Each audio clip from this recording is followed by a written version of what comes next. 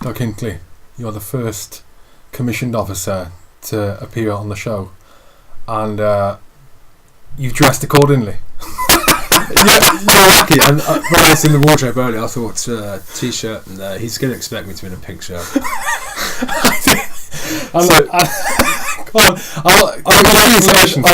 I'd seen a few of your programs, and mainly on the Facebook sort of weekly updates, and I thought, yeah, it's really relaxed. I'd seen Nick Goldsmith on his good friends, as you know, and I thought, yeah, happy days. So, yeah, baggy jeans, Timberland boots, and t-shirt, which is my normal day-to-day. No, it's not. You can't bluff a bluffer, is it? It is. I promise you. Honestly. Anyway, I didn't put the tweed jacket in the car. This would have finished it off, wouldn't it? Yeah, it would. Yeah. Good to see you. Good to see you. Really good to see you. Thanks for telling me. I know how crazy busy you are. Like mental busy. Yeah. Obviously, know you're from WHMG, working for you on a few occasions, and I have to say, mate, your company is as security companies go, it's probably the one I've most enjoyed working for, and I mean, enjoy is a difficult word. I'd be most satisfied working for. Some of the events, mate, I really enjoy it. You know, I like horses. You do a lot of horse events, and I ride. I love that. So I like being around them. But I was most satisfied, I think, because of how closely, how similar to the military it is in the style that it's run. You know, and the sort of ethos and the ethos behind every level of management, and down to the blokes and the way, and the ladies, and the way they conduct themselves, because of the way it's sort of, because of the way you run it. I love it. It's fantastic business. When did it start up?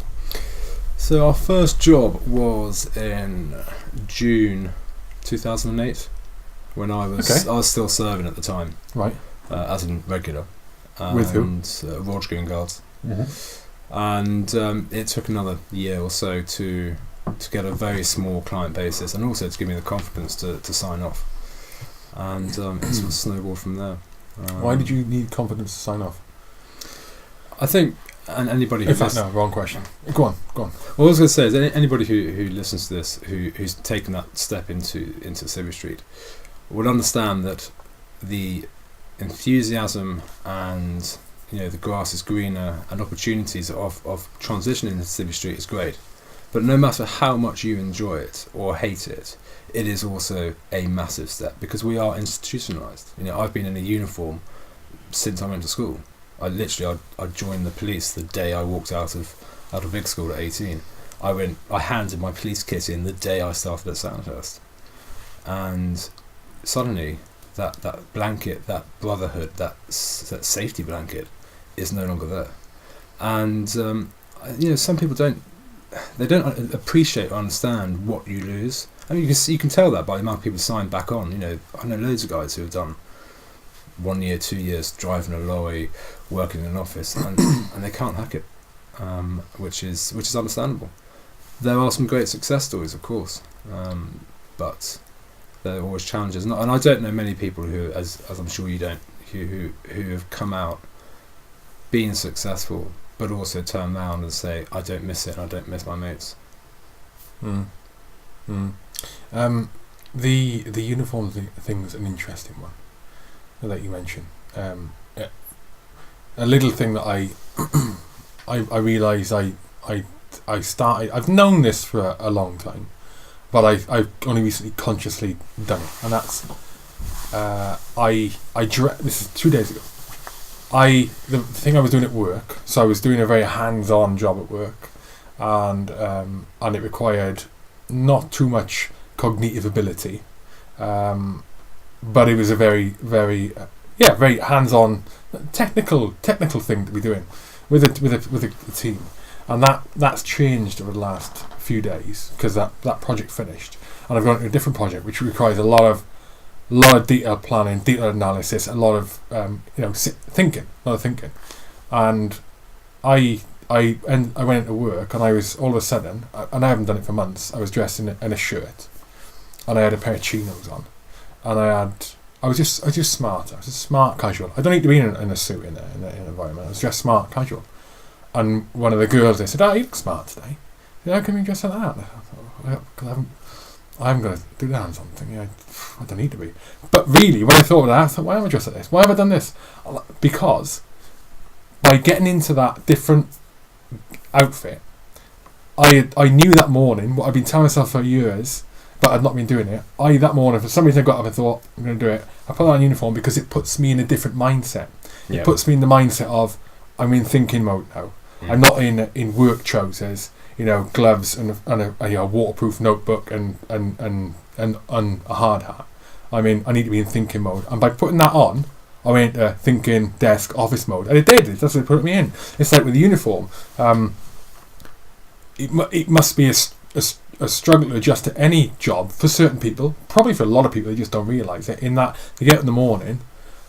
When you're in, it's that institutionalisation. When you put that uniform on, your brain, it straight away takes it into a different mode. You're not on leave. You're not on your downtime. You're now in the uniform. You do what you're fucking told. You do what you're told, or you do what you need to do, and it's a completely different attitude. And you don't have that, as little as it is. You don't have that thing when you're in Civvy Street. Especially in your job, where you don't have to. You can wear what you want, and it's not a uniform per se. It's not a dress code, and that little thing can have a big impact, because all of a sudden you go to work, but you're not in the mind. You're not switching into your work mindset because you can't anymore, because you're not putting a uniform on, and it's one of those little contributing factors. I don't know. What do you think? I think you're quite right. I think that is probably the best summing up I've ever heard of it. And I think the one point that we shouldn't skip around is that if you rightfully, don't get me onto the water mitties, but if you rightfully have earned the uniform, then that gives you that sense of security, whether you're on duty or not. And it's not, and I'm not talking about the gunslingers and the people who think they're very special because they wear a bulletproof vest or whatever, ballistic helmet, etc. I'm talking about, because a lot of people hide behind that, as we both know. But it's just having that that TRF, that regimental tie, that you even when you've left, you take that to the end of your days. We've kept in touch, unfortunately. Yeah, I bet I didn't think you'd turn up.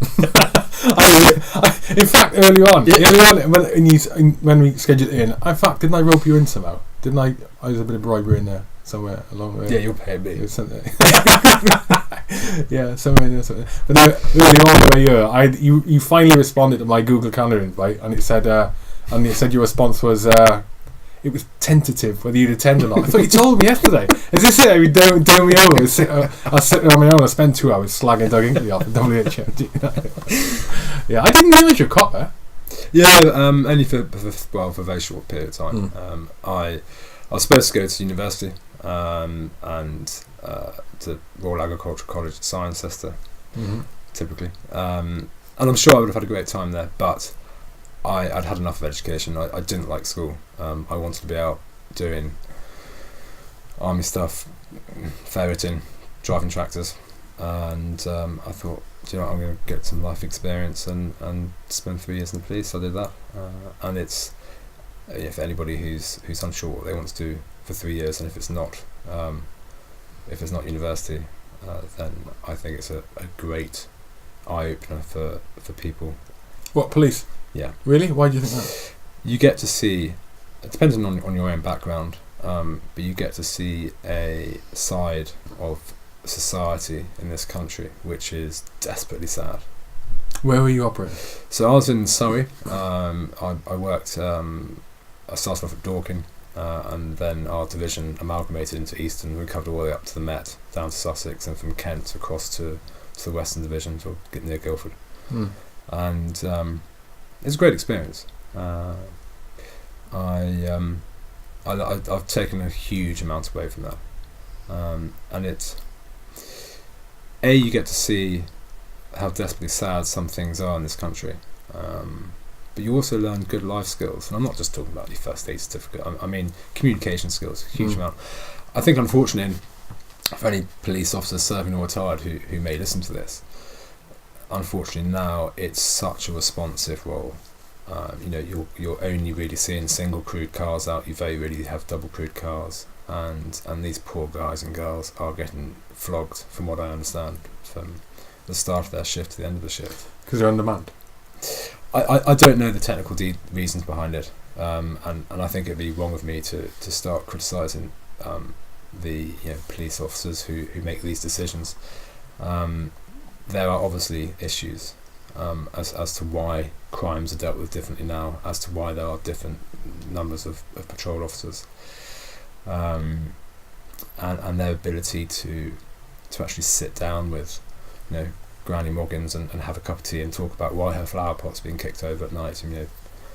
20 years ago she would have had a young beat officer come round and have a brew.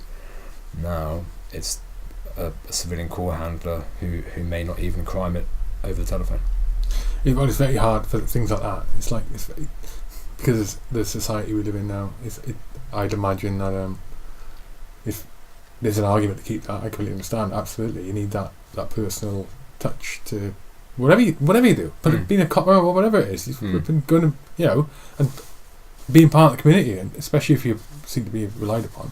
But then at the same time, trying to quantify the benefit of that to the people who make decisions. It's not impossible. It's one of those. Everybody knows that is a positive thing. Well, why is it? Put it down in figures for me. Prove it to me. Yeah. Well, I can't. Sorry. What if you had not gone to Mrs. Moggins and had that conversation? Money wise, I don't know, but I wasn't a bit. It's one of those. It's a shame. It's a shame. That's the society we live in now. It's if you can't flip and prove it. If you can't quantify it, then your stuff it's going to get pulled aside. But the poverty side of things, I try and blink myself to that kind of that I do. I try, like you see a lot of home. To me, just the areas I'm around at the minute, not the areas I'm around. Maybe I'm just more aware of it. Homeless people everywhere, or maybe it has grown. I don't know. A lot of homeless people. A lot of people struggling. But I try and blink myself to having any, not empathy. I've got the empathy there. I'll give change occasionally. I won't do it every time. Sometimes I buy my coffee, hot chocolate, whatever. But in terms of feeling sad for that poverty existing, I try and put blinkers on it for myself, because it is incredibly sad. It is incredibly sad.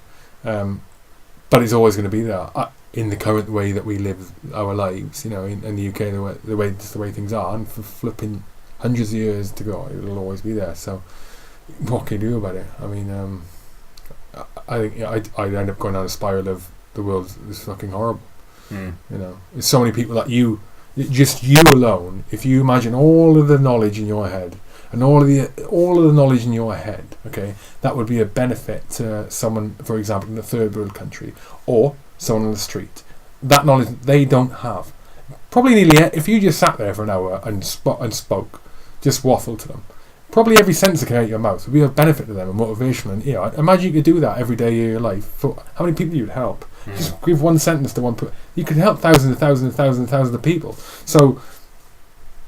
All the knowledge we have and all our experience, and think how many people we can help, but we can't. There's so many people that are helpless themselves, and dying, and disease, and starvation, and look, if you boil your water, the water you're drinking at the river, just get a fire on, boil it for half an hour, boil it for 10 minutes. When it starts bubbling, drink it. You're less likely to get sick. Think how many people that don't know that, because they don't. They don't know it. Like I'm talking third world, they don't know it. Give that one sentence, tell them that one thing, and how many lives you're saving. But how do we do it? It is incredibly sad. But I try and stay away from it. For that reason, I just ranted. No, I see your point, and the homeless situation in this country is appalling. Has it gotten worse? I don't know. This isn't the. I don't give a shit about politics. I don't have any allegiances. Right.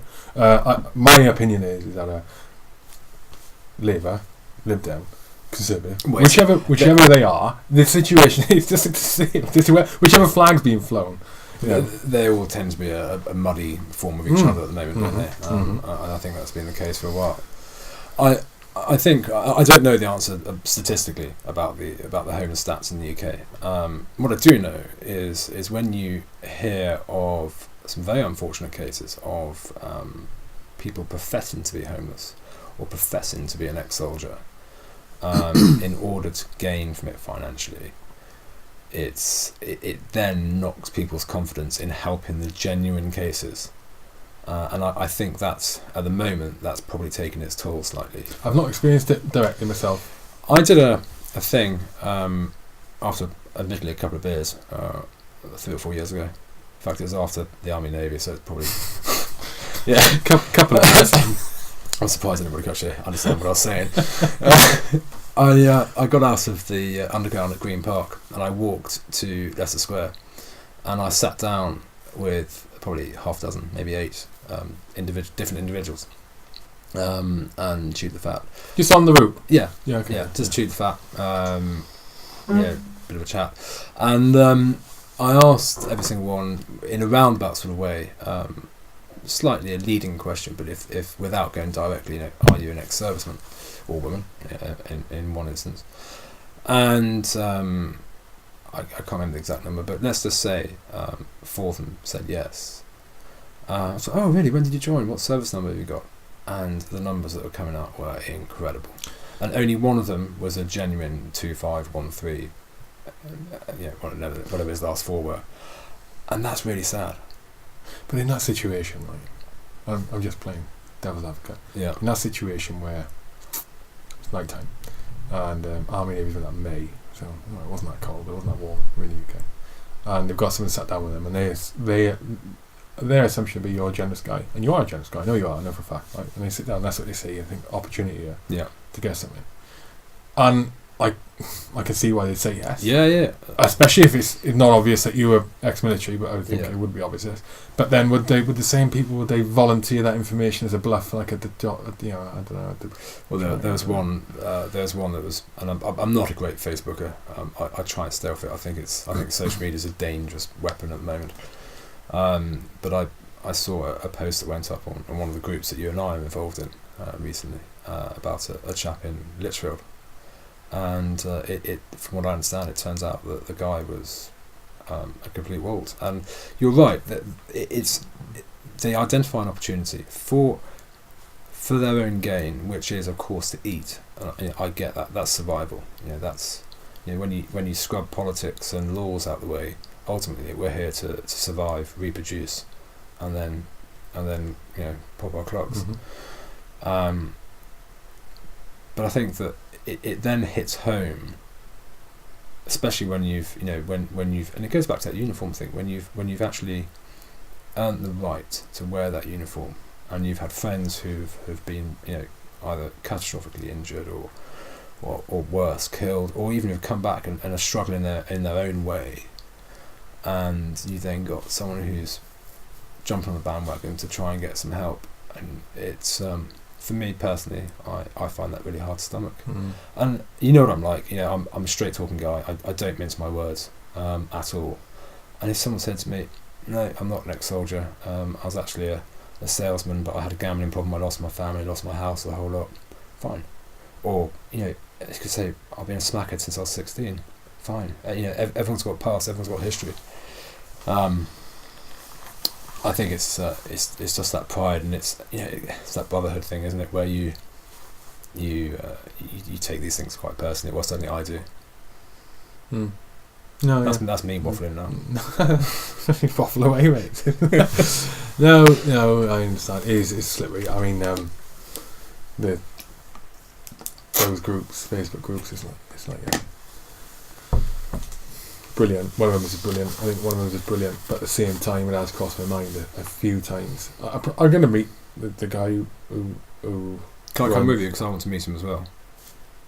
Okay. Not in those clothes though. No, so I'll go back into t-shirt. He's not far away from me. We'll talk about this off air, because Yeah. what I don't want to do is talk about a group and then I'm going to say bad things. Yeah, but he is brilliant. Yeah. I've not met him, right? I've not met him. I know his colleagues. Yeah. I work with his colleagues, and I was good. But it has crossed my mind. It's like, Christ, the size in this group and how quick it's grown. Yeah. how it's being policed. So there are like posts that go on there, and I think you never know, right? Well, I'm going to go on record and say this. There was an incident last week when the whole thread was deleted, and I actually said admins, because I knew that he was away or with his family on downtime. I said, admins, we need a quick chat, and I contacted one of the other guys. Sent him a brief email, and by coincidence, someone else also emailed in saying, "Watch yourself, because these stories and there's a load of problems behind it." And basically, someone was asking for help again, and he'd asked a friend. Was it money? Was this the money one? Yeah, amongst other things. But anyway, I'll give you the background. Okay, cool. Okay, and if this chap ever listens to this program, then I do wish him the best of luck, and there's no hard feelings. But can I swear? Yeah, of course you can swear. Of course you can fucking swear. Don't take the fucking piss out of people who are trying to help you. He came to do a job for me. He bailed, as in bailed into the night with cash off me. Really? Claimed that he had got food poisoning from a breakfast at Wetherspoons when actually he'd been drinking. And he was just a complete and utter liar. But this wasn't the first incident. This had happened numerous times, and I've taken him on face value and said, "Yeah, I hear you down on your chips. We'll bung you some money in advance to get yourself here by train." And I understand some people can't cope with a rapid reintegration to normal life. But this isn't the first time. This has happened numerous times amongst various people who helped him. He's also been to numerous charities and been given cash handouts. And I said to you earlier, one of the points I want to cover is there has to be a degree of self-help. Once you have an amount of support from your muckers, from employers, from the system, if the system supports you, from charities, you do have to be able to hold on to that rope whilst they pull you back onto your feet. Go on, go further. We're gonna come to loggerheads, isn't it? Go on. Go on. Good. What would you give me an example with this particular chap? No, where if I don't give you an example, use my issue. What you're saying? Yes, I agree. Yeah. Right? Yes, I agree. For the most part.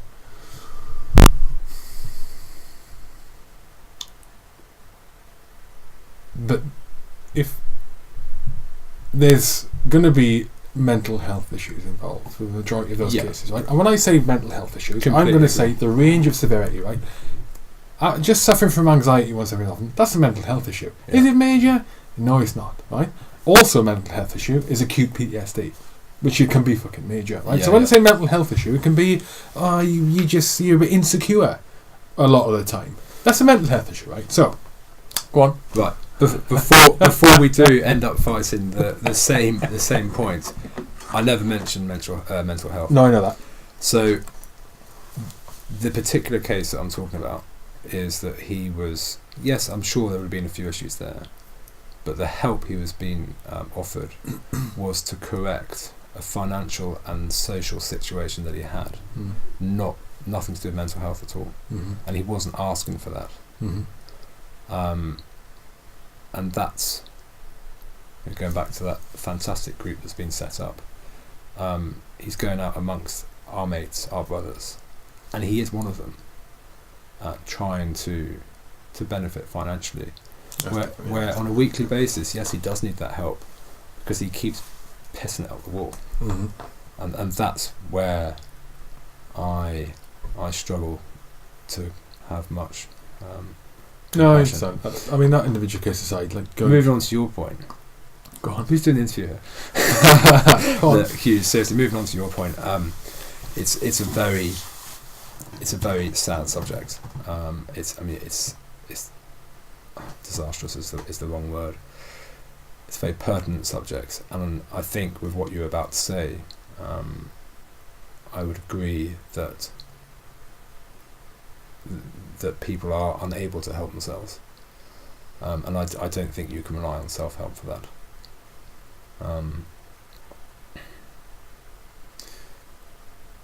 I don't know what the answer is.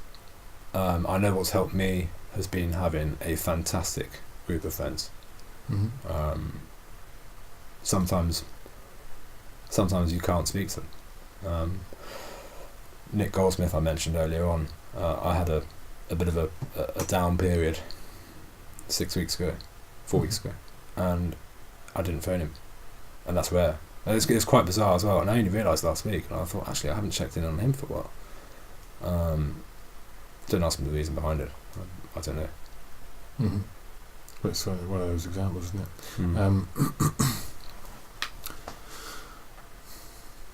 There's, I think, what should we focus on at the moment with mental health. When I talk about mental health, obviously, I'm talking not just about military. It's everyone. Like, everyone has mental health issues. It's how you get them. It's how you get them there is the different thing, right? But it's the same solutions applied, you know. Yeah, the same solution can be applied, right? Yeah, but obviously there's different conversations you have with the therapist and stuff like that. But oh god, what was I going to bloody say then? I was going to say. What did you say, Goldsmith? What was I going before that? I've completely lost my train of thought. So in terms of contacting people when you do need help, I said I didn't pick up the phone to Nick, which is rare. Yeah, sorry. Yes, that's what I was going to say. So we've got in it. There is an issue at the minute. No, well, the issue's always there. The mental health issue's always been there. It's been here for decades. Right? But because of we're in the age of information, right? This is a really interesting subject. Go on, keep going. I love this. I read a fantastic article in whatever newspaper or online not long ago about this, and someone asked a question: what's different from 1919? I thought, yeah, that is so true. What is different? And it's unfortunately the statistics are there that warfare then was on a completely different scale from what our generation have experienced. But I'm not saying it was worse, because for some people, last decade was worse. For some people. But so what has changed? I think you're right. The information, people are now aware of it. There is now a lot of hype about it in social media and the general media, which is good. It being mental health. Yes, sorry. No, sorry, yes, and specifically, I'm talking about war, or not necessarily war, but major events triggering an issue. So this applies to emergency services as well. It's a well publicised fact now that the numbers are quite high of people who are either asking to be helped or who need to be helped. So what's different? And I'm sort of going back to, I'm passing this back to you, because I butt in, which my girlfriend Lucy constantly says I'm really annoying. So yeah, sorry, going back to where you were there. What's different? So alright, so let's take 1919, mate. This is a fucking can of worms here, right? 1919. What's different now? You could argue that war, battle. Well, listen. We'll focus on aspect. We'll focus on PTSD, because it's what you and I know, as in directly or indirectly, right? We definitely know people who experience it, and have experienced it, and struggle with it, or don't struggle with it and get out of it. Anyway, whatever. You can argue that 1919 war then was, or battle then, was just as impactful on the mind as it is now. Yeah. So, and there was probably just as many wars then as there are now. They're probably more horrific the way it was fought back then. Yeah. So.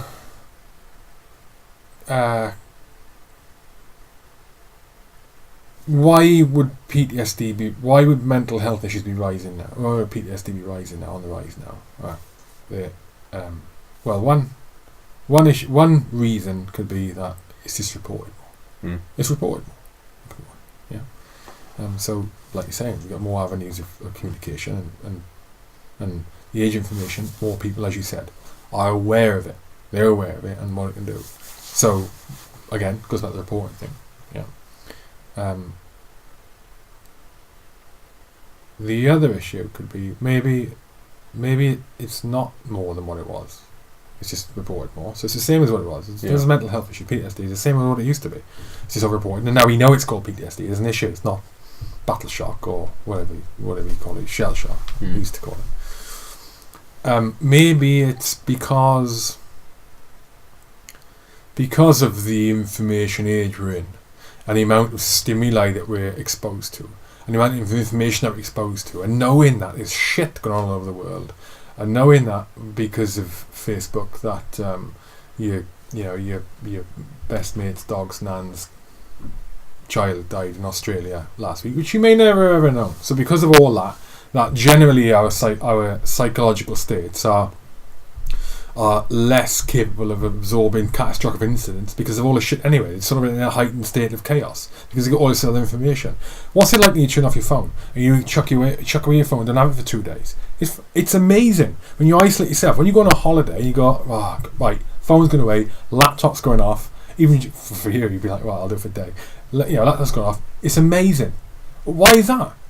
You're restricting the information you got on yourself so you can focus on yourself, on what you enjoy, where you like going. You can think about things, what you want to think about, and minimise the external influence on that. So, because there's more of that stimuli, more external, it's horrendous. We just bombarded. I find it really difficult to focus. And this is what I'm talking about this because I look at it a lot, think about it a lot. Turn my phone off. I feel fucking awesome. It's not because I'm addicted to my phone, but I feel awesome. I feel better. The less external influence and stimuli on me, the better I can, like I said, focus on myself, think what I need to do, and think about tasks at hand, and not get distracted. Yeah, and then, so is it because we are, like I said, there's more going on in a general daily basis in your head, hourly basis in your head, so that we are less able to cope with now. We as a race, we are less able to cope with catastrophic incidents mentally. We're less mentally fit and robust compared to what we were in 1919. That's another, but that's a maybe. I don't know. My point is, it's that would, if any of these things, if it's just because stuff's getting reported more, it's not. So mental PTSD hasn't actually increased; it's getting reported more. Awareness of PTSD has increased, but PTSD itself hasn't increased. Or the other thing, like with the age of information, that bombardment of we're just less mentally resilient. Well, none of those say that PTSD issues have increased. I agree. Now here's another way to look at it. I don't know if any of that made sense. It did make complete sense. Yeah. No, I wish I had a good enough mind to remember the article that I read. But it raised a couple of other points in there, and certainly two of what you mentioned were in this article.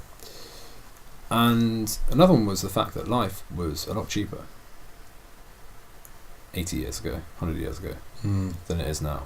I mean, I came back from West Africa yesterday, and I haven't been out to Africa for 4 years, having worked out there quite a lot on and off over the last decade.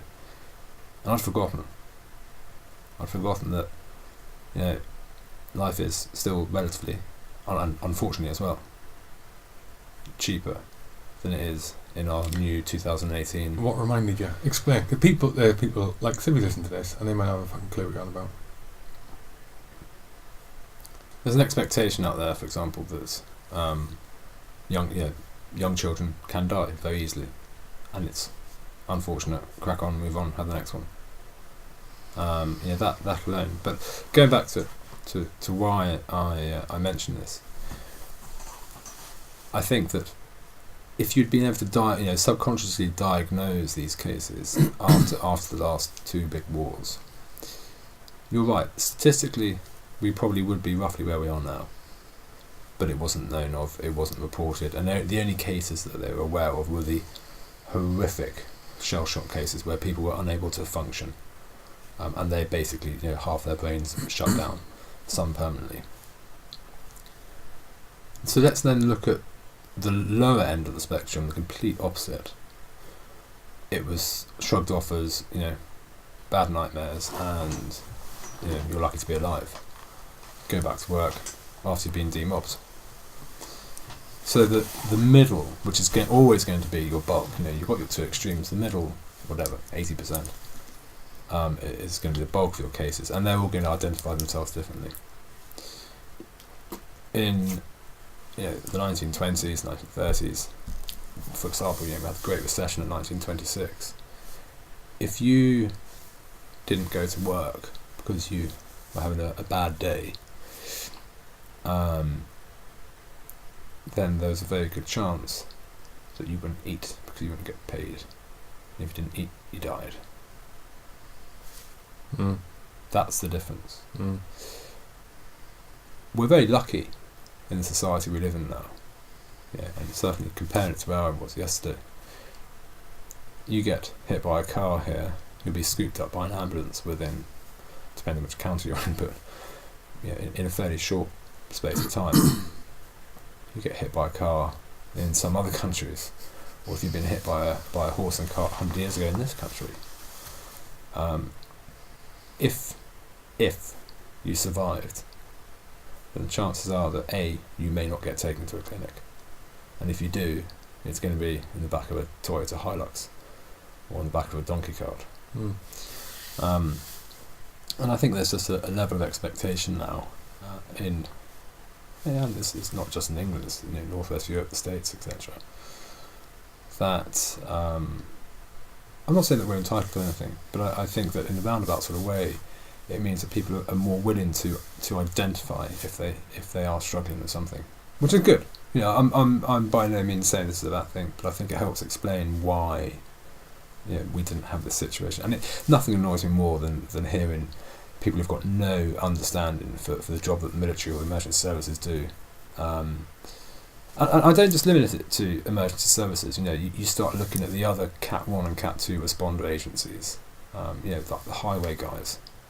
They're often first on scene at multi-vehicle RTCs on strategic roads. There's this list of people who are regularly put in a situation where they are seeing, listening, smelling some pretty nasty incidents. So sorry, what I was trying to say there was that there's nothing annoys me more when some very well opinionated, non-responsive professional, let's call it, tells you how we're now weak, or one of the other words that I've heard bands around lately. Yes, there are more cases, and yes, some are not warranted, and unfortunately there will always be a degree of dishonesty, which is a great shame. That goes back to the homeless discussion.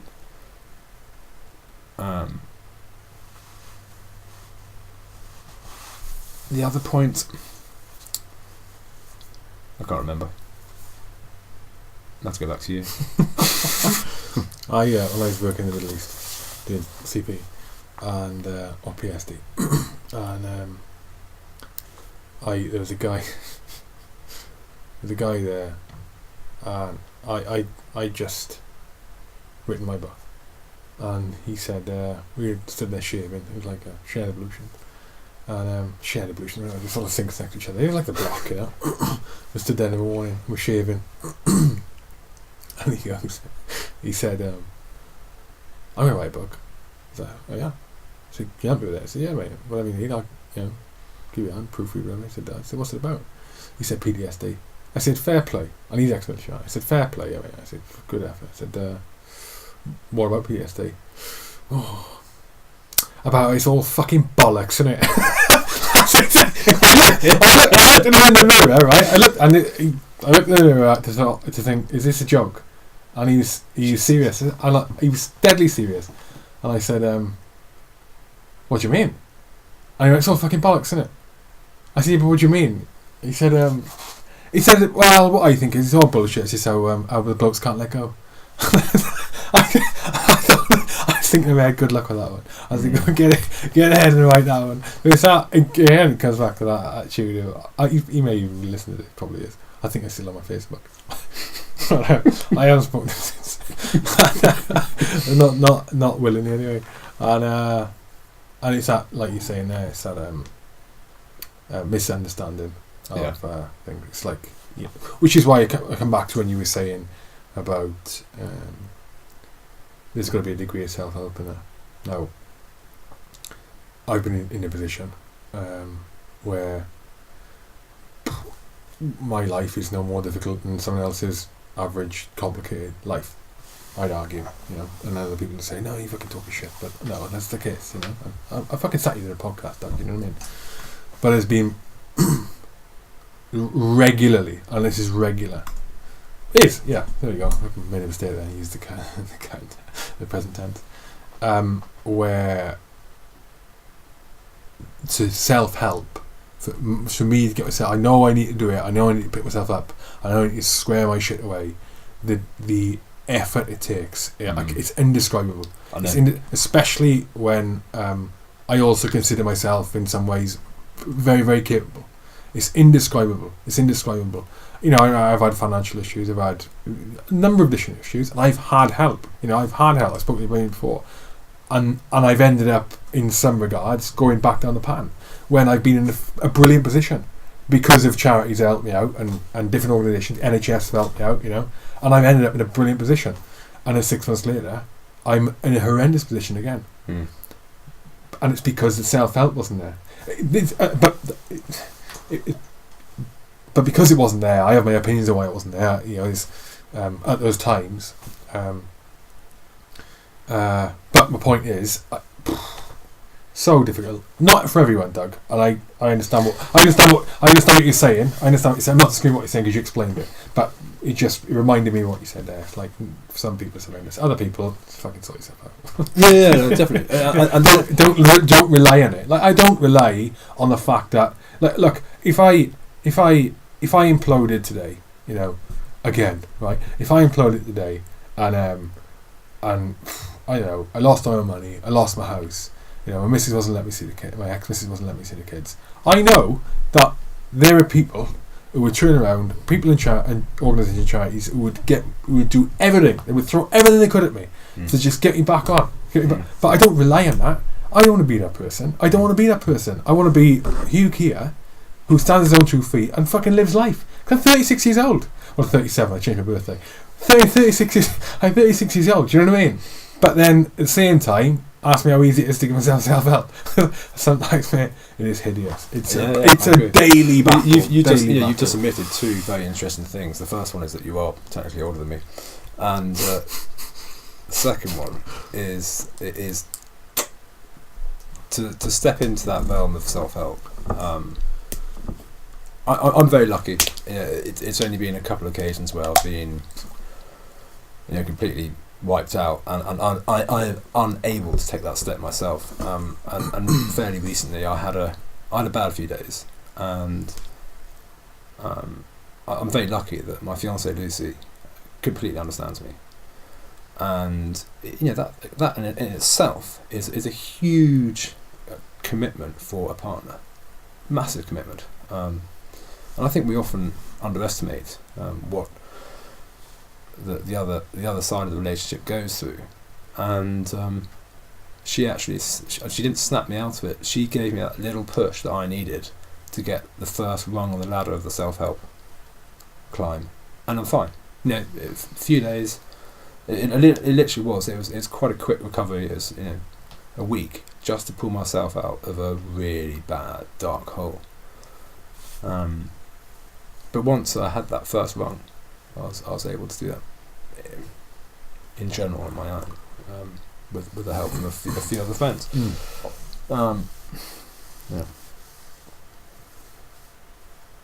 be great if we had the answer right now, wouldn't it? I know, yeah. It's funny, interesting you mentioned that about Lucy, because up until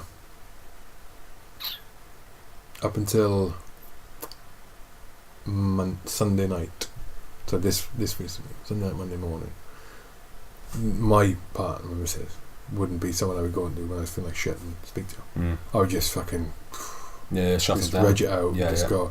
I'd speak to other people. Yeah, there's no detriment to my partner, but because historically I'd gone to and spoken to him, and so they sort of knew the history of everything, and and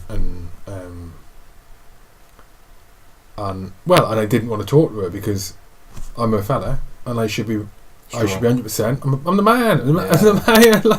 Like, I'm ex-military, and I did a podcast, and I got a job, and I keep fit, and I keep fit, and so to then go and discuss something that could be perceived as weakness and this and the other, because it's like, well, how's she going to take that? And what's her opinion of things? Does she understand sort of the mental health side of things, or is she one of the people just fucking get a grip of yourself? Fucking talking about, And until Sunday, Monday, I hadn't been, and we had a conversation on Monday. Okay, and I had a fucking dark, like you're saying, you had recently a dark time, and I spoke to her on Monday, and since that point, so I'm going through that self-help thing literally at the minute, mate, like, as we speak, but since that Monday I started talking to her, that's like a weight off my shoulders, and I think that I'm very close to making a really significant leap in where I am. But that first run, like you're talking about, which is why it's interesting you mentioned Lucy. It's the same thing with Mrs. Kate. So I think that's where I'm at, because the closest person to me is your best friend. Yes. And now I can speak to her. Yeah. And now I don't have to worry about what she thinks. And now I can feel like shit. I don't have to try and get away from her, hide from her, and make a phone call or go this.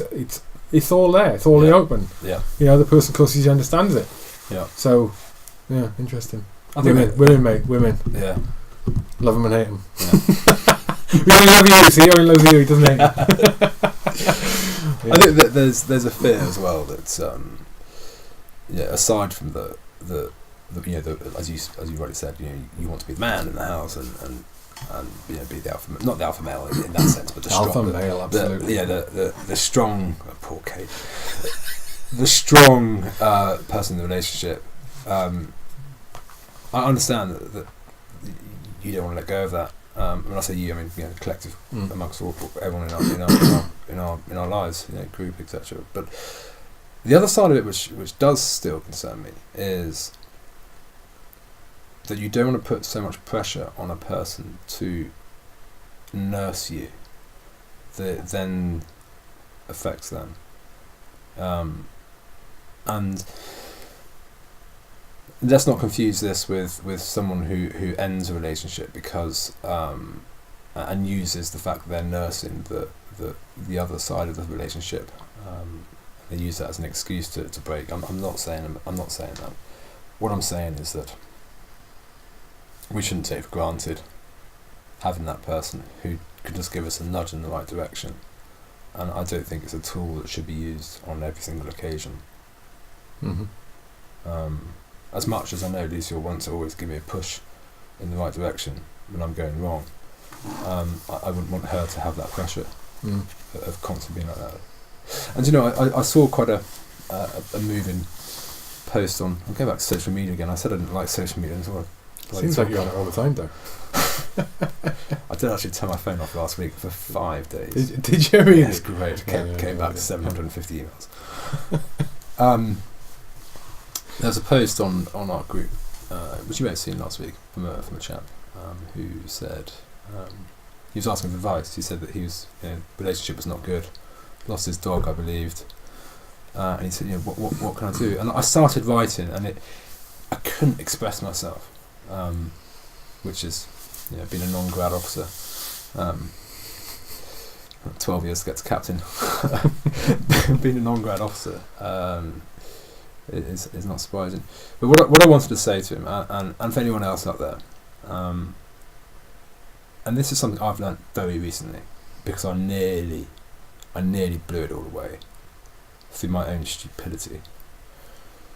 Turn the phone off and go for a walk. Now what that going for a walk involves and what it looks like, it can be anything. It doesn't have to cost money, but it's making time for that person who will help you get onto that first run. And Lucy, I know you'll listen to this one day, probably at the moment actually. I understand how difficult I was to live with. And I think we all know when we're doing it as well, that's the hard thing. But you can't see it. There's a big difference in knowing about it and actually being able to see it. So yeah, if that chap who wrote that post on Facebook the other day is listening to this, just make time for her. Go for that walk. Chew the fat. Turn your phone off. Get off Facebook. And go and find a nice cosy pub that doesn't have Sky Sports, and have a pint of water or a beer. Catch up with a mate. Don't take your phones. And I think we're losing that art of communication. I think you and I are just young enough to remember. Just young enough, just old enough. There we go. We're just old enough to remember pre-smartphones in a sort of adult social environment. Well, there's a new term for us, isn't there? Or Zennials. You not know this? Zennials. So you get millennials. Am I going to like this? I don't know. I certainly agree with it. I agree with the definition of it. Do we need a fucking term? I don't know. Let's do it. So a zennial, right? I'll come on to something now exactly relevant. A zennial is someone who grew up analog. Was a child analog, and in our adulthood became digital. Yeah. So we grew up with no mobile phones. Yeah, no, nothing.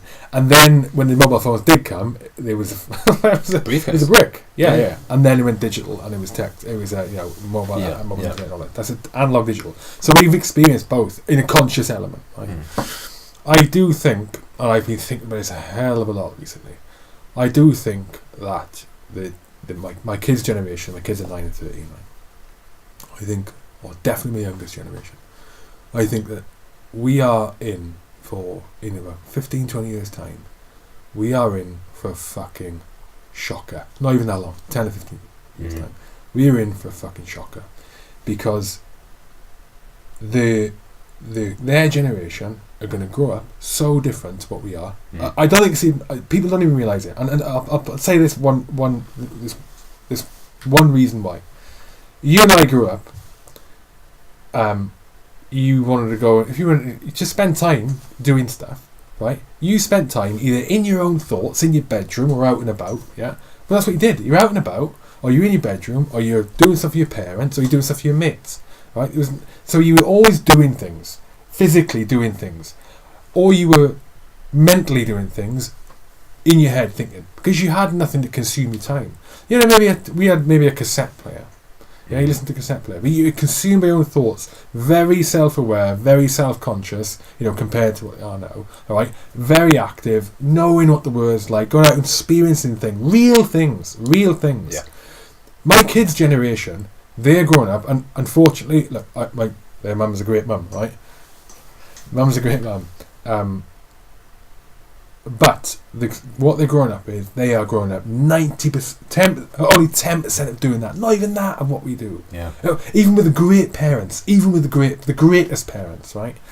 With the exception of the ones that don't give them smartphones at all. Even with the greatest parents, those kids with that access to information, they are not experiencing a fraction of what we did. So their entire childhood and growing up is completely different to us. Yeah. Completely different, mentally. Completely different, Doug. Completely different. So in 10, 15 years' time, when they start getting to late teens and adulthood, they're going to be completely different. It's going to be a whole generation, the first generation of a whole generation of people who will have a whole generation of different mental issues. I can see it coming. Complete disconnect from society, as in the society above them, because everyone, and just that, the lack, like you said there, lack of real communication. Switch your fucking phone off. Talk to me. Don't Snapchat me. I'm in the next room. Talk to me. Go out and meet friends. Go out and go for a walk around the park. Go out and, I don't care. Just go and chuck stones to the window of the derelict building over there. I don't mind what you do. But go and just experience that. Now, is that wrong or is it right? Okay? Well, I think you're 100% right. No, I mean, is it wrong or is it right that that's the way they are now? Right? It's evolution, right? That's how we're evolving. That's how life is going at the minute. That's the way they are. But I think until we fully understand it, until it can be tempered, and the in fact, I don't think it ever will be. I think it's fact. I think it's that first generation is going to have huge issues, and then as as we die off, and all the generations of that generation who grew up with smartphones, this, that, and the other, complete physical disconnect, but complete immersion in smart devices and just that fucking internet, right? That then all of a sudden every generation on Earth is, or in a first world country, is that generation. Then it changes. Then everyone's the same, but it'd be a completely different society. Can you imagine? I don't know. It frightens me. I dread to think. My eldest is different. My eldest doesn't have a huge reliance on being on a phone and this and that. And I love that about her. I hate it because I'll text her and I don't get a fucking reply. Right? Or it's like Russian roulette if I get a reply. You know? Not Russian roulette. It's roulette if I get a reply. My youngest is different. Yeah. Just completely different, and it frightens me because for real proven things like the blue light thing, you shouldn't be on your phone. This is science recommended. You should not be on your phone a smart device 2 to 3 hours before you go to bed because it disrupts your sleep pattern. And I agree with that, right? I agree with it. To the point where now I try, when I remember, my phone was on charge, goes downstairs. I bought an alarm clock in my room, so I don't use the alarm on my phone because then because I get on my phone, I have to go to my phone and switch it off, and then sometimes, depending on what's going on, I'll pick it up and read it, and then guess what? I've read my emails. Okay, Facebook. Okay, BBC News. Okay, I know I could reel off the 10 different things I've got to check. Why the fuck am I checking them? Yeah. Habit. But then in the middle of the night, I'm checking it. Because why? Because it's a habit. But the blue light thing, you've got, the microwave's causing cancer in your head. That's bullshit. But yeah, the blue light thing's a big one. Plus, you're looking at the screen. You look at the screen 5 inches in your face all the time. Their eyesight's going to change. They're going to have eyesight issues in their old life. Mate, the list goes on. It's really, I'm worried. You said something very interesting just now. You said maybe it's just evolution. What are we as a human race? What are we going to look like in 200 years' time? That's I'm not saying physically, but what's going to be around us. That's you look at sort of the early 1990s and late 1980s versions of Star Trek.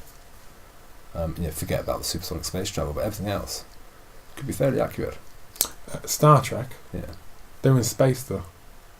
Yeah, I said forget about the space travel. I'm talking about the technology. I was thinking they're not on Earth. Yeah. No, yeah. I mean... it's sad, isn't it? And I think you're right. I think that at the moment we're spiralling towards a very dangerous future. But anyway, we'll be worm food by then. Yeah, or will we? Stem cell treatment and CRISPR technology? Maybe not. We could still be kicking around, mate. The world will be a much happier place. Yeah, doing the Royal Windsor. Yeah. Have you thought any more about having a horse patrol? Do you know what? We did start putting that together. Did you? Yeah, that was your idea, wasn't it? Yeah, so we started putting that together. And it nearly took off. Very, very close. It just wasn't enough year one guaranteed income off it. Okay. I mean, the insurance was pretty heavy. Yeah, certainly. And also it's very easy to get lured into that. Are you starting to be too much like a police force? Because you can't. Like we have a containment cell now. Guys in riot gear basically. Really? Yeah, but it's purely, and I make it very clear, it's a containment ability.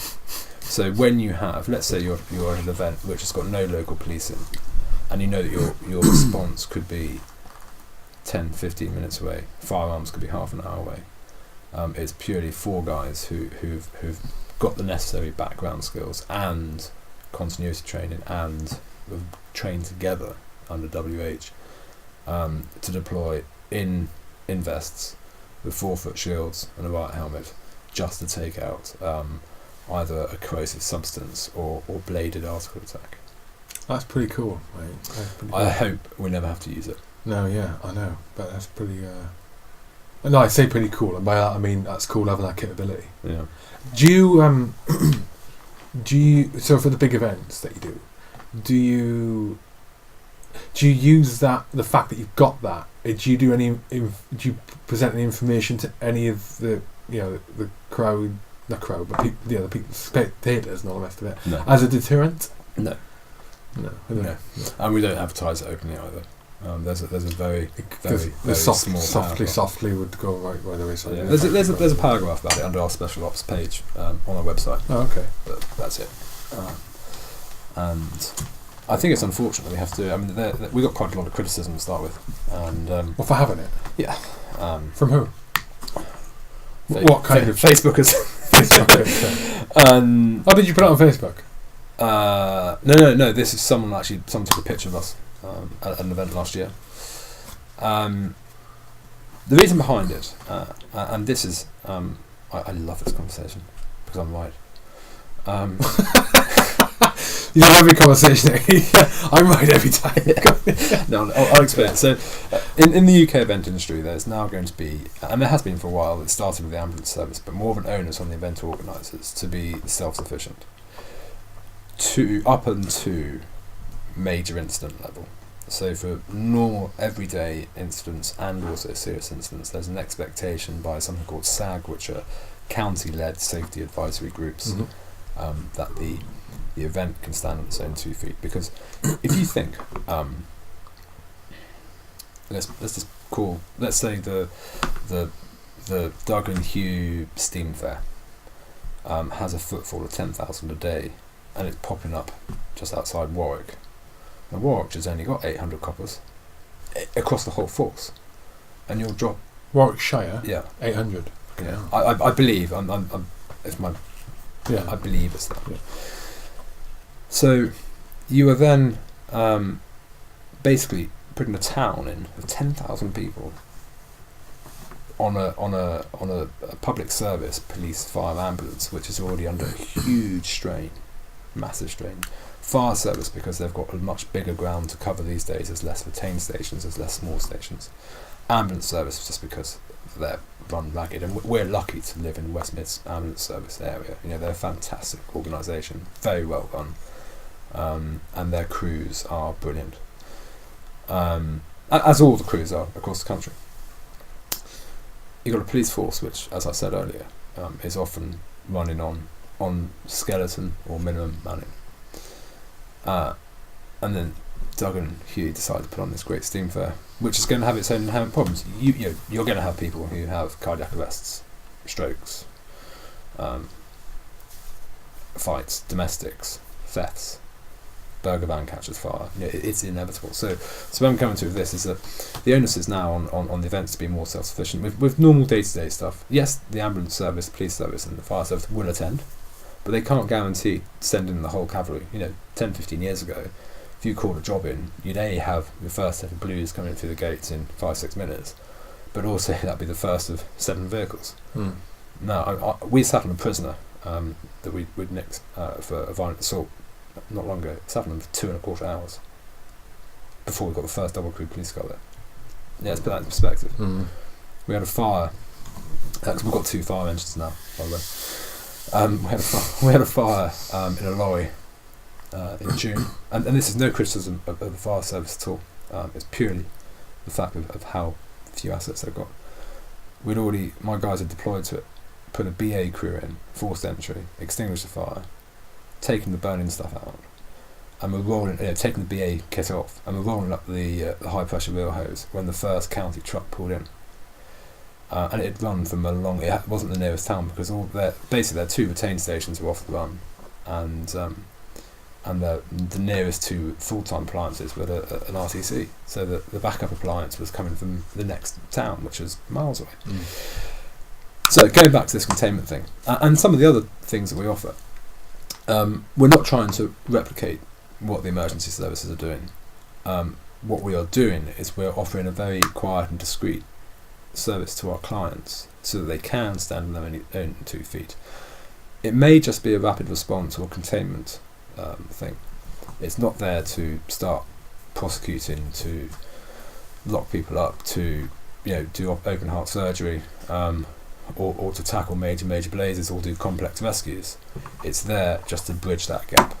So when something does go really wrong, they know that they are A, compliant, and B, looking after people as much as they can, and we can, until you can hand it over.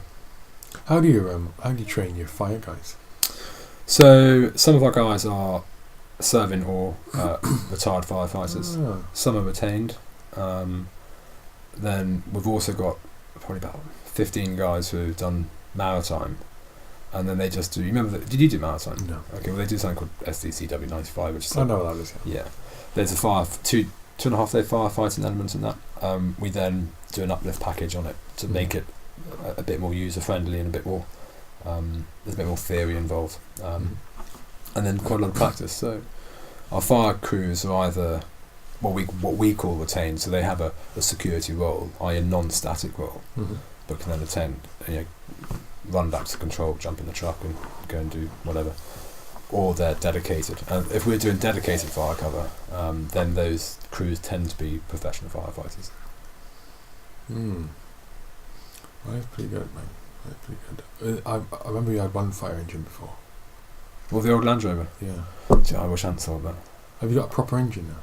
Yeah. Proper, like a red one? Yeah, I've got 2 red ones.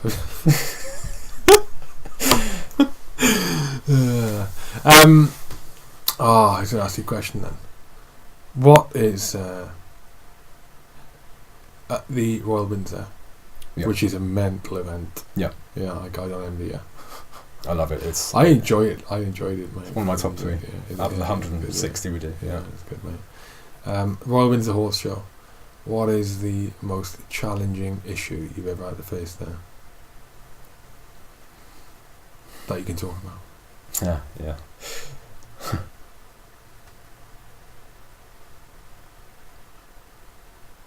I tell you what amused me when go on.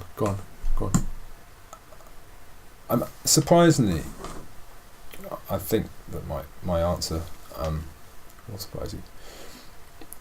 Because of the location, there's obviously a huge and the visitors, both national and foreign heads of state. There's a huge operation in place, of which we are a relatively minor cog. And we deal with a lot of incidents at any big event. I mean, we had a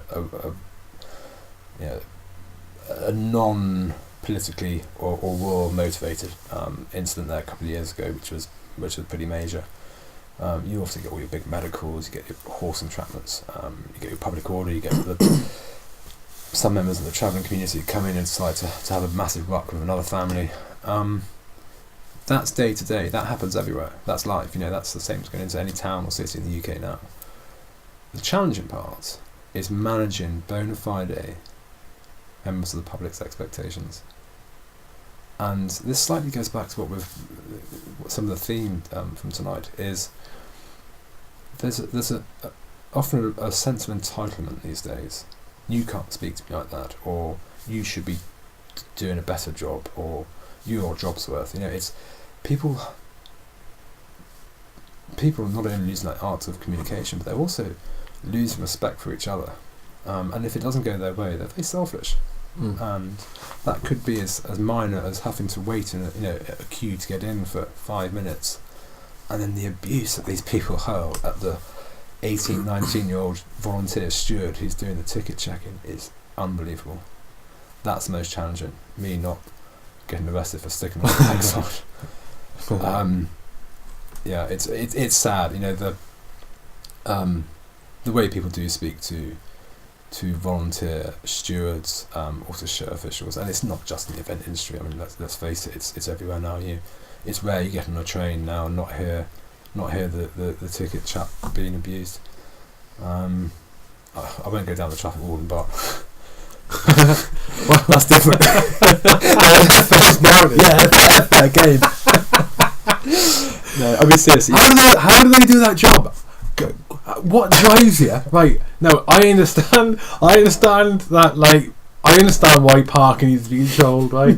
But how on earth do you go and think, I'm going to be a traffic warden? What kind of person are you? Because you're going to get abused every day, and when you're walking down the street and you got that box around your hip, with a big flipping thing that takes the photos and they punch the and they do your fine with, right?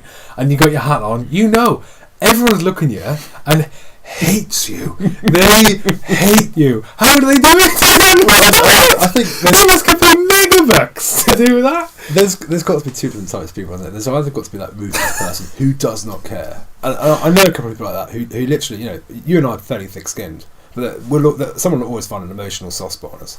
But some of these people literally do not care. At all. God. And then there's the other type of person who is incredibly diligent and very stringent on rules. Yeah. Very. I can be like that, but I wouldn't be a fucking traffic warden. Yeah. Right. No, I know. Yeah, I know. Now I know what you mean, but still, Jesus. I'm gonna. Do you know what? I'm gonna. Remind me after this. I'm gonna dig out and I'm gonna look for a traffic warden application thing, job description, and see how much they get paid. It's got to be megabucks. They can't because I can't imagine they got people banging down the door at the recruitment office. They're going, "What's your career path? What do you want to do when you get older? I think the traffic warden would be the most hated fucking person in that town, on that street, on that day, all the time. That must be hideous. Because there's no longer any bar. I think a few special places have got them, like Parliament Square, for example. But there's no longer any national. What you and I would know as an old-fashioned traffic warden with the sort of amber or yellow stripe. The police have black and white, and the traffic wardens have black and yellow, and they work for the police. They were, it was an appointed position. That's been scrapped. So now it's working for either a civilian parking enforcement officer, I think they're called, or for local authority, i.e. borough councils. Yes, mate. Here's another question for you. Go on.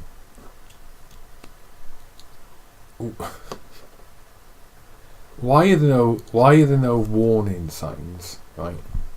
No, ignore that one. I'm talking shit. Ignore that one. Did you think about this last week? Stitch me up. What? Whatever you're about to ask me. No, I don't prep this. I fucking hell. I'd look 2 days ago. Oh, we got on Thursday. Oh, fuck, it's Doug. God, I get some entertainment out of dress sense. Yeah. How do you do your recruiting? Do you have any questions? Do you have any criteria like we won't have anyone with a criminal record? Or no. I'm not going to mention people by name. No, that's fine. Because obviously I haven't got their permission.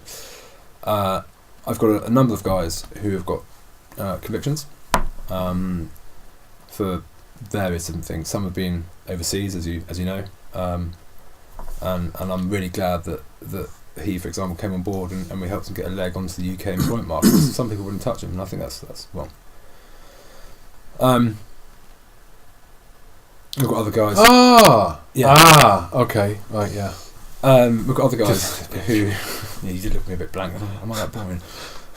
Other guys who've got convictions in the UK for either offences committed in Civvy Street or in the military. What I don't allow are offences of dishonesty and offences of sexual. What do you mean nature. dishonesty?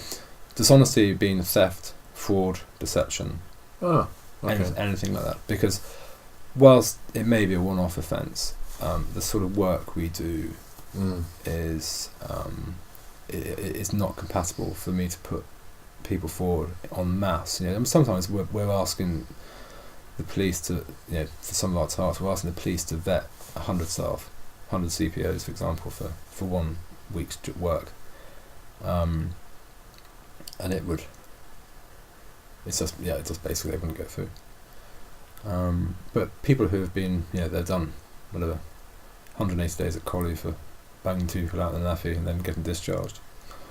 It's a case of, and you grow up, you change, don't you? As you grow up, you become less punchy and you think and you speak before you start swinging. Well, in general. So that's pretty much the only thing that discounts people. And you'll know this from working with me, Hugh, that I'm I'd say I'm incredibly laid back. A lot of people are going to laugh when they hear me say that.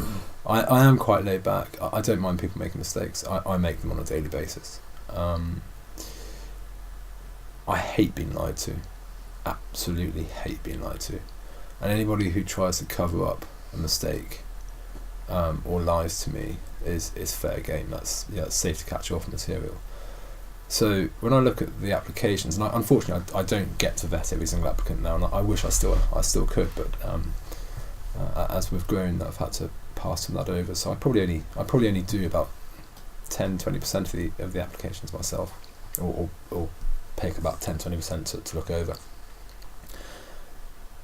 You see some brilliant CVs. I mean, they are fiction writers, and it's. We still vet through the Old Boys network. I mean, you've been very kind. There's a load of other guys who we both know who have been fantastic over the years. And when you get that gut feeling that something not quite right, and you pick up the phone, and you can say, "What's the score on this?" And when it comes back, great. It may just been badly worded, but some of the things that come back are horrendous. And if it comes back as if there's any inconsistency, i.e. blatant lie, straight in the bin. Yeah. When I've done some recruitment in the past, my first point of call, and it was lucky because it was relatively small amount of people we were recruiting for. I think last time, how many was it? It was 3 last time. We had a lot of applicants. Yes, 100, I say a lot, but 150 applicants. It's a very specific set of skills we needed. And my first point of call, it wasn't just me doing the initial stage of vetting, but I did like 4 phases of it, and it was me and 2 others. But I set the criteria. I said, okay, the first port of call is you make sure they got what we require, qualifications wise, because we had no room for wiggle, qualifications wise. Then you go through every single qualification they listed, because as part of the application they had to put who they qualified with and permission to contact them. You have to list every you go through every qualification they've got, and you confirm they've got every single one of those qualifications. And it as like part 2 of the CV trawl. That's an epic, and it's not doable all the time. It's impossible. Like, you couldn't do that. The amount of applicants you get, like 1,000 applicants, on all this, you potentially bring like 8,000 providers or whatever. But you go through and you make sure they got every single one of the qualifications to stay on there. Because the next stage after that is you go through and say, well, who do you want to keep? Because they're all qualified. Who should you keep? Well, if by that stage you've already got rid of the ones who bullshitted, because you don't want liars, like you're saying. If you've bullshit in your CV, ta-da, bye. Yeah. So why even bother wasting your time on deliberating over whether they should be there or not when they've lied on. So that was like part 1B was, have they got what they say? Even when the qualification wasn't relevant, it's every qualification. If we didn't need first aid at work, we needed an FPOS, but they said they had first aid at work as well, and they haven't got it. Well, fucking hell! By the way, you never qualified. And they said, "What are you doing?" Or Prince 2 project management. Prince 2 project management, and we're just recruiting for a CPO. Well, if you haven't got Prince 2, you never qualified. You just made that up. So what's the Bobby Moore? Where's your certificate? Oh, I haven't got it. Who's the provider? Oh, can't remember. Yeah. See you later, Charlie. I don't need Prince 2. I think of shit. Because you're dishonest. It's exactly the same thing. Yeah. That obviously it's not doable on the grander scale, just because the amount of people it's taken in this. On quite a light note to finish that CV one off. I actually had an application. Okay, I'll have a better. Go on. Oh, I don't know when it'll be better. Well, I'll finish it off. You can go. You can. You finish off. You do the penultimate finishing off. Yeah. And then you tell the better one. So I had an applicant a few years ago who, in his CV, had not only put down my regiment, but my squadron on the same operational tour that I was on, and he definitely wasn't fucking there. But the second part of his military service named not only my reserve regiment, but also my squadron that I was 2IC for. I mean, you literally. I mean, it must have been his bad day. Yeah. It was great. I actually phoned him. It was fantastic. I wish I recorded the call. It was great. It would make me millions on YouTube. Yes. I had one of the jobs. I was out in Iraq. We needed to recruit for. I can't remember what we were recruiting for. Right, send us in CV. and we need a full-length photo.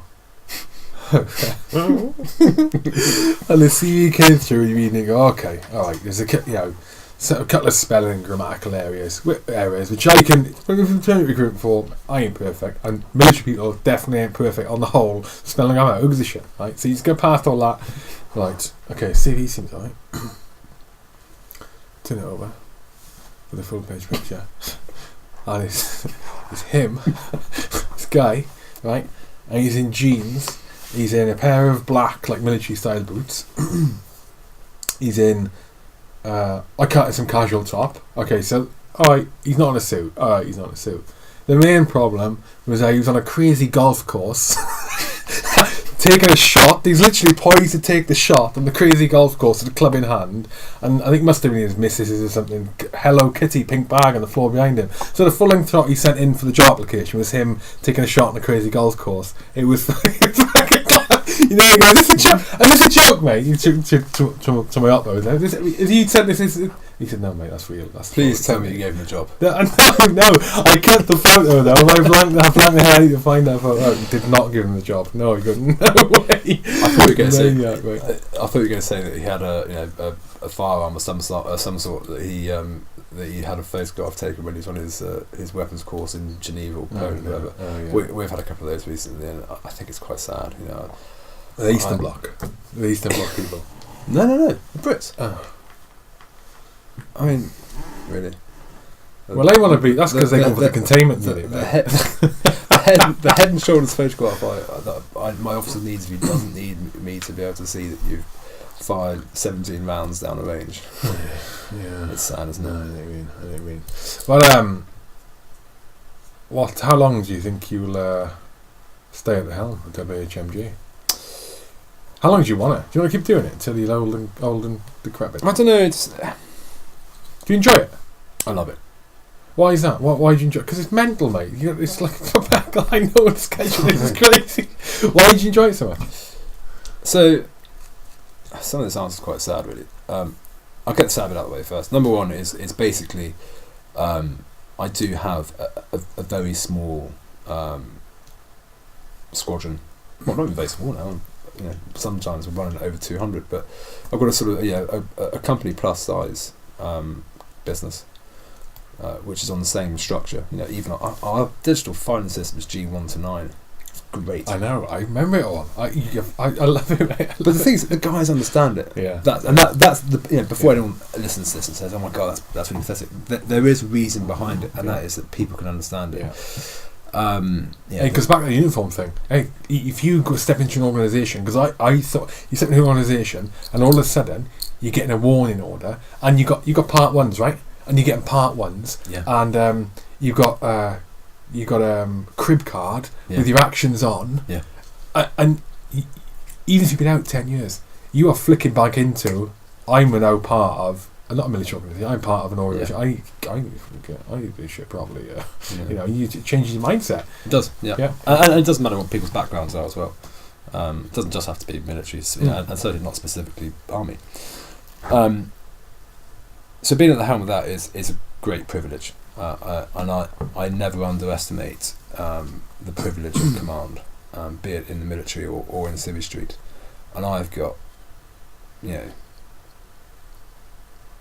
305 people I think on the books, including the part-time people and the subject matter experts and what have you, and they are incredible.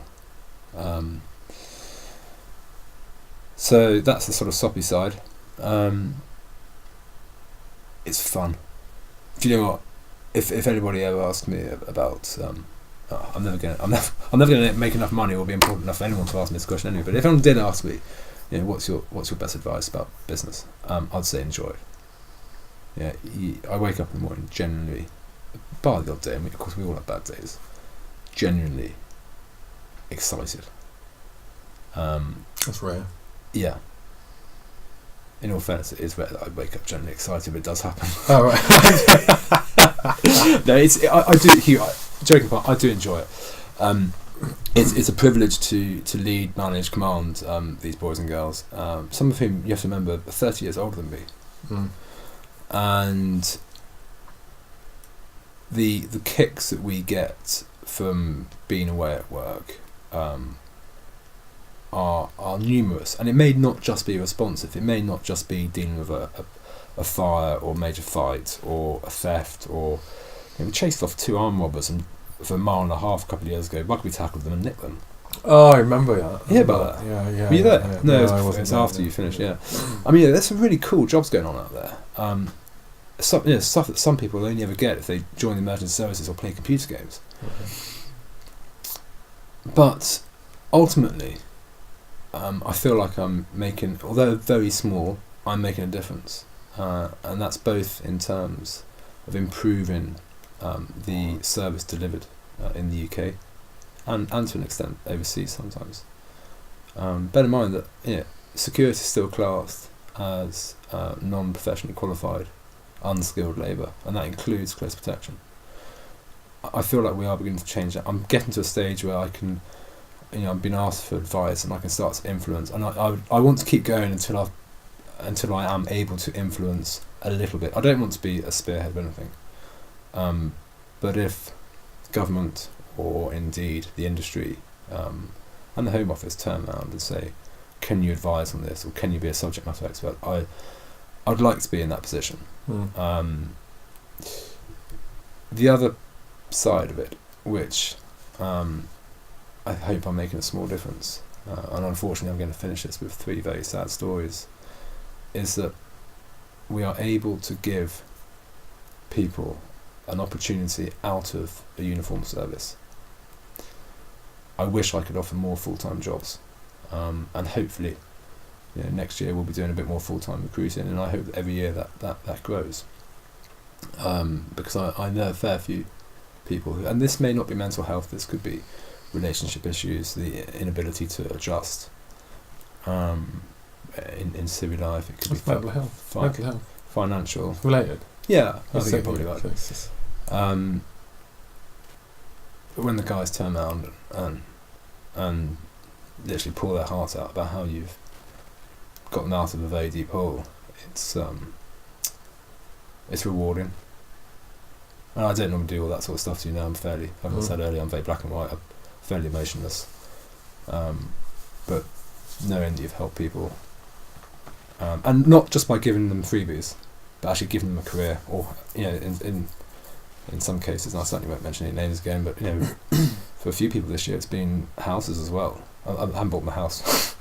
No, but let them lodge with Lucy and I, or give them mobile accommodation, and a job security. Now, and I never take it badly if after 6 months they turn around and say thank you so much. I'd be in a very different situation if you hadn't done that. But I've now been offered a job on an oil rig, or I've managed to smarten myself up and get an interview out in the sandpit, or join the police. Whenever there's loads of different examples every year. I never take that badly, because it's good. It's part of the rehabilitation bit. But the benefit goes both ways, because they're pouring their own grit, determination, guts, courage, and hard work ethic into my business, which is great. And talking about those qualities, and this is really cutting your arm and bleeding green. In Part 1 orders last month, I actually reminded people about the old sea drills: courage, discipline, respect for others, integrity, loyalty, selfless commitment. Because I sometimes think that people, and it's unfortunate when it comes from our own ilk, but people forget that basic attribute of being a human being, which is empathy. And actually treating people how you want to be treated. And, I'm not a great one for that. Treat people how you want to be treated, but I like that ethos of be kind, because everyone's fighting their own battle. And with that, I will finish with on a sad note, but it's poignant, and I think that the more we can do to make the powers that be aware that this is very real, is that despite our good network, despite the help, both offered by the military or civilian organisations, and us as a group of friends, even if we don't know them. In the past 5 years, we've had 3 guys who've taken their own lives, and that it's soul destroying. And I hope we won't have another one. Yeah. Right. Well, you reminded me when you're talking. One of the things that gives me that warm fuzzy feeling about WHMG. I mean, this isn't. I didn't. Look, you haven't come on to go and talk about your company. It's not. And I have not that intention. But it's. I like promoting it. And you reminded me there of one of the things, and one of the reasons why is that especially in the security industry, the way that people that job applicants, that employees, or not employees, what's the other, fucking operators, security personnel are treated by employers. It's disgusting. And I've been on the receiving end, I've never been on the dishing out end, I've been on the receiving end, a lot of times. And you are aware of it, but with WHMG, you don't get that. You don't. And I've always said that for a business to be successful in maintaining building and maintaining a good reputation, it is not just about appealing to. It is not just about having being good and having a perception of being good and honest and ethical and all the rest of it to your potential clientele. It is almost more important to be perceived as that by your employees and your staff for a multiple of reasons. Because if they are happy working where they work and they trust who they work for and they've got the belief in the business and that it's going to be successful or is success, and they get treated well and they get paid a decent wage, not treated like shit, then they're happier and they're more productive, right? So. And also they will pull good people into the organisation, which is what happens. So I know when you guys are recruiting, because I'll either get an email from you guys or I'll see something on a couple of the other groups are part of, security training groups, and it'll always say, guys, WHMG, a couple of guys who won't say a name, it'll say, guys, there's a company recruiting to and there's a reason they don't say their name. The company's recruiting for let me know if you're interested. Your company name is not put in, and I think there's one specific individual who does that, and I do it as well. Company name is not put in because we want to we want to vet it before it gets to you. It would annoy me if a complete codswallop of an individual applied to you for a job and got the job. And I'm not saying they would. I'm not saying they would, but it would annoy me that they'd even applied. I saw the reference from here on the group and apply for a job. Well, I'm not giving you that. It's like it's almost that first point of sifting out the rubbish, because even though I haven't worked for you a long time, I haven't needed to. It's not because I've. If I got something, mate, you'd be the first point. You would. I go back and work for you. And I'd argue if I had a few months off, I'd probably, if there was a decent job coming up, like Royal Windsor, it's interesting, which you find interesting, I'd go and do it. But I know that if I was stuck for work, you would be someone I'd want to go and work for that reason, because of the way you treat the guys and the girls. It's really, really rare, really, really rare. And keep doing what you're doing, mate. I'm gonna start wrapping this up, but yeah, keep doing what you're doing. I think I've got a lot of respect for you, and even more so for the organisation you built. And I hope you keep doing good things, buddy. Yeah. Is there anyone or anything you want to mention? Shameless plugs now. Say what you want to say. No, nothing at all. I think it's my turn really to say thank you to you, and also the team around you, because this little concept that came into your head all those weeks ago is obviously snowballing, and long may it continue. Yeah, I hope so. It's good to see you again. Yeah, you too, mate. Doug, cheers, man.